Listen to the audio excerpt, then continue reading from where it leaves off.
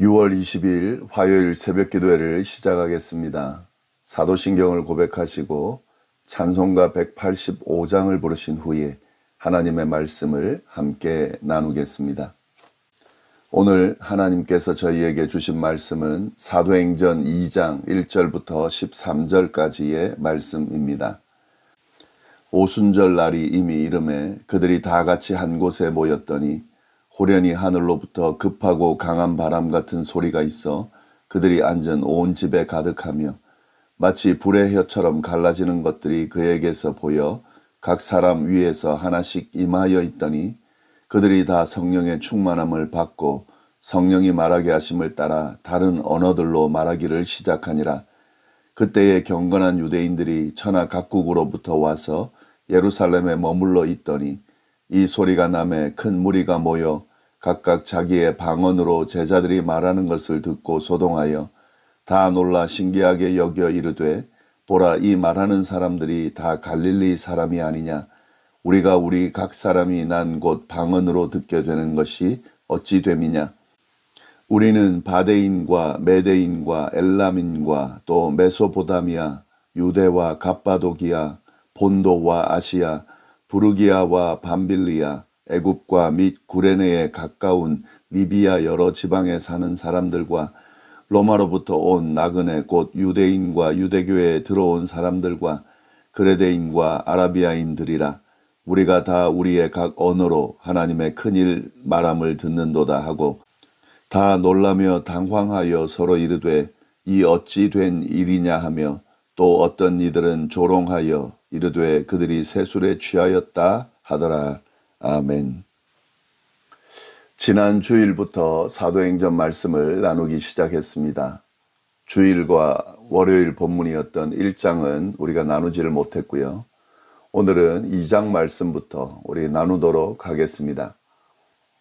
그래도 간단하게 사도행전 1장의 내용을 먼저 정리해 보도록 하겠습니다. 사도행전은 누가가 지은 책으로서 누가복음과 연결되어 있습니다. 누가복음이 전편이라면 사도행전은 후편이라고 할 수 있겠습니다. 1장의 시작 부분을 보면 누가복음과의 연계성을 아예 표현하고 있는데요.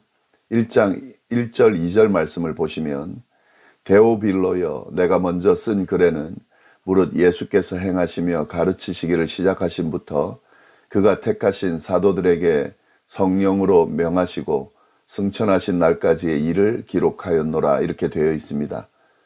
수신자로 데오빌로라는 이름을 사용하는데 누가복음에도 나오는 표현이죠. 그리고 먼저 쓴 글이라는 표현도 있고, 그리고 예수님의 공적 사역에 대해서 기록했다라는 이런 내용이 있는데 이건 누가복음을 지적하는 거죠. 그것에 이어서 이 책을 쓰고 있다라는 표현인 겁니다. 이러한 표현들과 함께 누가는 누가복음의 내용과 이어서 예수님께서 부활하신 40일간 이 세상에서 머무시면서 제자들에게 나타나셨고 그들을 대상으로 사역을 하셨다는 사실을 쭉 이야기하고 있습니다. 이게 누가복음과 사도행전을 연결해서 봐야 될 그런 내용입니다. 그리고 예수님께서는 제자들에게 예루살렘에 머물면서 아버지께서 약속하신 것을 기다리라는 명령을 주셨습니다. 이는 이미 누가복음 24장에 언급되었던 명령인데요. 제자들이 기다려야 하는 그것은 하나님께서 약속하신 것으로 성령 세례였습니다. 성령이 제자들에게 임하게 되면 그들이 권능을 받게 될 것이라는 것과 그렇게 권능을 받게 되면 예루살렘과 온 유다와 사마리아와 땅끝까지 이르러서 예수님의 증인이 될 것이라는 사실을 분명하게 말씀하셨습니다. 제자들은 이 예수님의 명령대로 예루살렘에 모여서 약속된 성령을 기다리며 기도하기 시작했습니다. 그렇게 모여있던 제자들이 120명인데요. 이렇게 모여서 예수님의 그 명령을 지금 지키고 있는 거죠. 이게 1장에 나왔던 내용이고 그 중간에 그들이 모여서 예수님을 배반한 가룟 유다의 빈자리를 채워서 마띠아를 12명의 사도에 포함시키는 내용도 1장에 나옵니다. 그리고 이제 2장 내용인데 오늘 본문인 2장 상반절에는 120명의 제자들이 예루살렘에 모여 기도하는 중에 약속된 성령이 임하는 내용이 나옵니다. 정말로 예수님께서 말씀하신 대로 성령이 제자들에게 임한 거죠. 그 부분을 언급하고 있습니다. 성령 임재와 관련한 내용인데, 이 성령 임재와 관련해서 우리가 꼭 기억해야 될 몇 가지만 좀 정리해 보도록 하겠습니다. 오늘 본문 말씀을 보시면 성령 임재가 오순절에 일어났다라고 되어 있습니다. 오순절 날이 이미 이름에 그들이 다 같이 한 곳에 모여 있었다. 이 오순절이라는 것은 구약 성경의 77절에 해당하는 그리스식 이름입니다. 오순이라는 건 50을 이야기하는데요.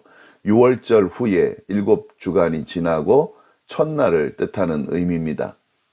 이 77절이라는 본래 의미는 이스라엘 3대 절기 중에 하나인 초실절을 의미하는 겁니다. 미래 첫 수확을 기념하여서 하나님께 감사하는 절기가 바로 초실절인데요. 이 초실절을 77절이라고 표현했고, 그리고 이 그리스식 이름으로는 오순절이라고 표현되는 거죠.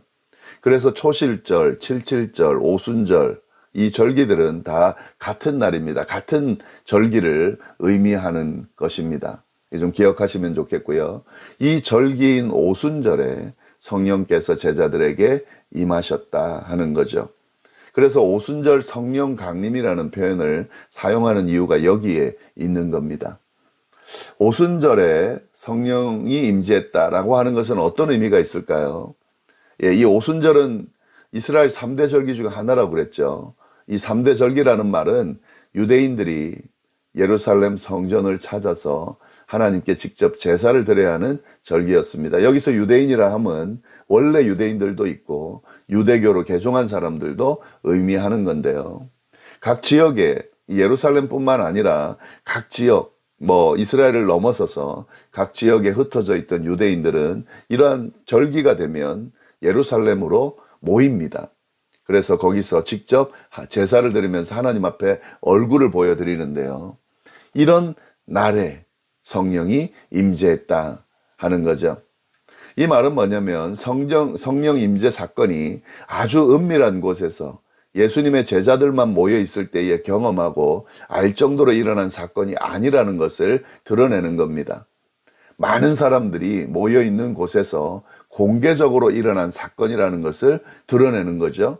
이것은 목격한 사람이 많았을 것이라고 하는 이 신뢰할 만한 사건이라는 것을 드러내는 것이고, 이 성령 임재를 통해서 일어난 이 역사가 온 지역으로부터 모인 사람들에게 영향을 끼치므로 다시금 온 지역으로 전파될 수 있는 가능성이 있다는 사실을 드러내는 의미가 이 오순절에 임했다라고 하는 이 의미 안에 담겨 있습니다. 좀 잘 정리하시면 좋겠습니다.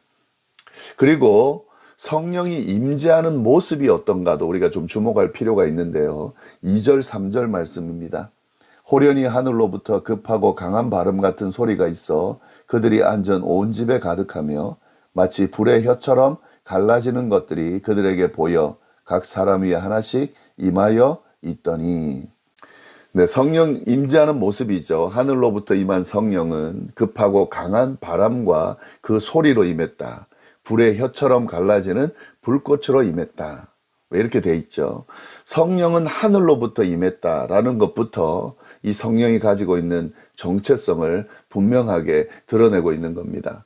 급하고 강한 바람과 또 그 소리, 그리고 불의 혀처럼 갈라지는 불꽃, 이것이 하늘로부터 임했다. 이 모든 것들은요, 하나님의 임재를 표현할 때 사용된 것들입니다. 성령의 임재는 이처럼 하나님의 임재와 같은 의미를 가지고 있다는 것이 이 성령 임재하는 모습을 통해 표현되어지는 거죠. 하나님의 영이신 성령이 임하셨다. 결국 이것은 하나님이 임하셨다라고 하는 것을 의미하는 겁니다.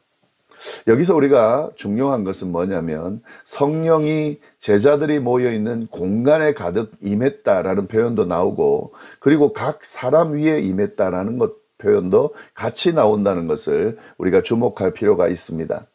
성령의 임재는 제자들이 모인 공동체에 임했다는 것이고, 그 공동체에 임하면서 각 사람들에게도 임했다라고 하는 것입니다. 이것은 아주 중요한 의미가 있는데요. 성령의 임재와 역사는 교회 공동체 전체적으로 일어난다는 것과 이 전체적으로 일어나는 이 성령의 역사는 결국 각 구성원들인 교인들에게도 구체적으로 일어난다 하는 거죠. 이 두 가지가 같이 병행돼야 된다는 거죠. 우리가 일반적으로 성령의 임재와 역사를 표현하면서 교회 공동체를 전혀 배제하고 각 구성원들에게 일어난 역사만을 중요하게 생각하고 그걸 드러내려는 사람들이 많이 있었습니다. 이건 잘못된 거죠. 왜냐하면 성령의 역사는 각 사람들을 통해서도 일어나지만 그 모든 것들이 교회 공동체를 살리는 교회 공동체 안에서 일어나는 것임을 여기서 분명히 드러내는 것인 거죠. 또 거꾸로 성령의 임재는 교회 공동체만을 의미하는 것이 거기에만 임했다는 것이 아니라는 것을 우리가 주목할 필요가 있습니다. 교회는 성령의 임재와 역사가 일어나는데 교회 구성원들에게는 전혀 연결되지 못한다. 이건 아니라는 거죠. 교회 공동체의 성령의 임재와 역사가 일어났다면 그것은 결국 그 공동체를 이루고 있는 각 개개인에게도 동일하게 일어난다는 것을 의미하는 겁니다. 교회가 부흥하고 교회가 정말 하나님의 역사로 성령의 역사로 가득 차면 그 교회 구성원들의 삶에도 또 그 구성원들의 모습에도 이런 역사가 일어난다는 사실, 이걸 우리가 연결해서 성령 임재, 성령의 역사에 대한 이해를 할 때에 꼭 연결해서 이해할 부분이라는 거 좀 잘 기억하시면 좋겠습니다. 네, 그리고 세 번째, 성령 임재의 결과입니다. 이 4절 이하의 말씀인데요. 4절만 보시면 그들이 다 성령의 충만함을 받고 성령이 말하게 하심을 따라 다른 언어들로 말하기를 시작하니라, 이렇게 돼 있죠. 제자들이 다 성령의 충만함을 받고 성령이 말하게 하심을 따라 다른 언어로 말하기 시작하겠다. 성령 임재의 결과로 나타난 가장 첫 번째 현상이 뭐냐면 바로 제자들이 다른 언어를 말하기 시작했다 하는 거죠. 이걸 우리는 방언이라고 표현하는데 여기서 말하는 방언은 다른 언어, 외국어를 말합니다. 고린도 전서에 나오는 방언과는 조금 다르죠. 그러나 뭐 다 방언에 들어가는 거죠. 예. 성령 임재를 받은 이 제자들이 각 다른 언어로 말하기 시작했다. 이 언어들은 어떤 언어들이냐면요, 세계 각지에서 명절을 지키기 위해서 모인 이방인들의 언어를 말합니다. 유대인들의 언어, 히브리어 말고도요, 아람어 말고도요, 각 지방에 각 지역에서 모인 이방인들의 언어로 제자들이 기도하기 시작했다 하는 거죠. 사람들은 이 제자들이 기도하는, 말하는 다른 언어들을 듣고 자신들이 알아듣는 것으로 인해서 놀랐다고 되어 있습니다. 이때 들은 민족 혹은 지역 이름을 계산해 보면요, 15개나 됩니다. 그러니까 15개 이상의 언어로 기도하고 말하기 시작했다는 거죠.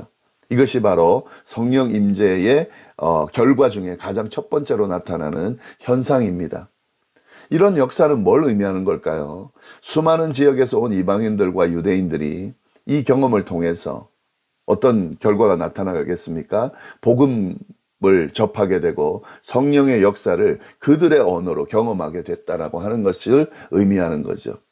그들은 이 경험을 가지고 결국 어디로 가겠습니까? 자신들이 사는 곳으로 가겠죠. 그리고 그건 뭐냐면 그곳에 가서 이 사실을, 들은 복음과 이 성령의 역사를 전할 것이라는 것을 의미하게 되는 거죠. 결국 그들을 통해서 복음이 확산되는 그런 결과가 나타날 것임을 드러내는 겁니다. 이게 바로 성령의 임재의 결과입니다. 성령의 임재와 역사로 인해서 다른 언어로 말하는 기적이 일어났다, 이것만을 의미하는 것이 아니라 이 기적을 통해서 그때 모여서 이 언어를 듣고 경험한 모든 사람들이 그 사람들을 통해 복음이 온 세계에 확산되는 시작점이 됐다라고 하는 의미가 이 안에 표현되어 있는 거죠. 이걸 시작으로 이 뒤에 바로 베드로의 설교가 나오죠. 이것만 경험한 것이 아니라 그들은 복음을 듣게 되겠죠. 그런 역사를 통해서 교회 공동체가 시작이 됐고 복음이 확산되는 놀라운 역사가 일어났다는 거죠. 이것이 바로 성령 임재의 결과입니다. 물론 이 역사를 경험한 사람들의 반응은 두 가지였습니다. 놀라고 받아들이는 사람도 있었지만 아니면 믿지 않고 조롱하는 모습의 사람도 있었습니다. 그러나 그들이 믿든지 믿지 않든지 이 성령의 역사는, 이 결과들은 강력하게 온 세상에 전파되고 있다, 전파될 것이다 라고 하는 사실, 이 부분을 잘 염두에 두면서 성령 임재 사건을 잘 정리하시면 좋겠습니다. 이런 결과로 인해서 오늘 우리가, 이 이스라엘과 전혀 관련 없는 우리가 복음을 듣게 되고 믿게 되고 또 그 복음을 따르고 전하는 그런 삶을 살게 됐다. 굉장히 놀라운 일이죠. 이런 성령 임재의 결과들, 의미들 잘 생각하면서 한번 이 말씀들을 다시 묵상해 보시기를 바랍니다. 기도하겠습니다. 하나님 아버지, 귀한 말씀으로 또 오늘 하루를 새롭게 시작할 수 있게 해주셔서 감사합니다. 특별히 성령 임재 사건을 우리가 다시 한번 잘 묵상하게 해주셔서 감사합니다. 하나님께서 이 영으로 임재하셔서 강력하게 역사하심으로 복음이 증거되었다는 사실, 또 지금도 증거되고 있다는 사실을 우리가 기억하면서 이 역사 안에 우리가 포함되어 있다는 사실을 꼭 기억하면서 우리도 하나님의 사람으로, 성령 충만함을 받은 사람으로 이 역사에 동참하는 우리 모두가 될 수 있도록 인도하여 주옵소서. 감사드리며 이 모든 말씀을 살아계신 예수님의 이름으로 기도드립니다. 아멘.